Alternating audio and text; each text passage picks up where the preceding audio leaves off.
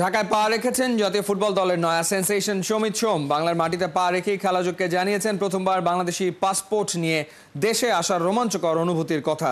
সিঙ্গাপুরের বিপক্ষে ভালো কিছুর প্রত্যাশা এই মিডফিল্ডারের। অর্ণবাপী রিপোর্ট। স্বপ্নের চেয়েও মধুর এক সকাল, চোখে মুখে প্রশান্তি আর হৃদয়ে এক গভীর টান মাতৃভূমির জন্য।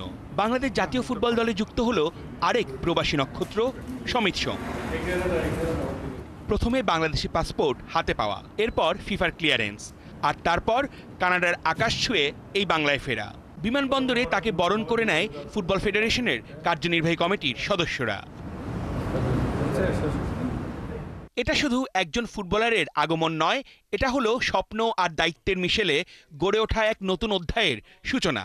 ফুটবলের জন্য দারুণ একটা মুহূর্ত বাংলাদেশে। জামাল ভুঁইয়াকে দিয়ে শুরু, তারপর তারেক গাজী, তারপর হামজার পর সমিত সোম, ফাহমিদুল্লাহ তো আছেই।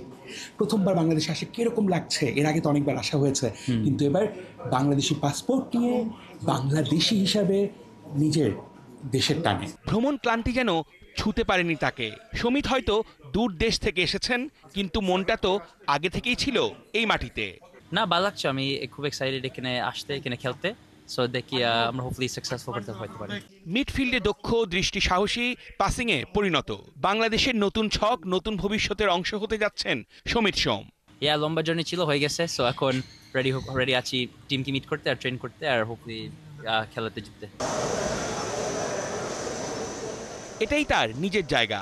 বাংলাদেশের ফুটবল ফ্যানরা যেই দিনের অপেক্ষায় ছিলেন বহুদিন, অবশেষে সেই প্রতীক্ষার অবসান। সবকিছু ঠিকঠাক থাকলে 10 জুন সিঙ্গাপুরের বিপক্ষে এশিয়ান কাপ বাছাইয়ের ম্যাচে সমিতের গ্র্যান্ড ডেবিউ।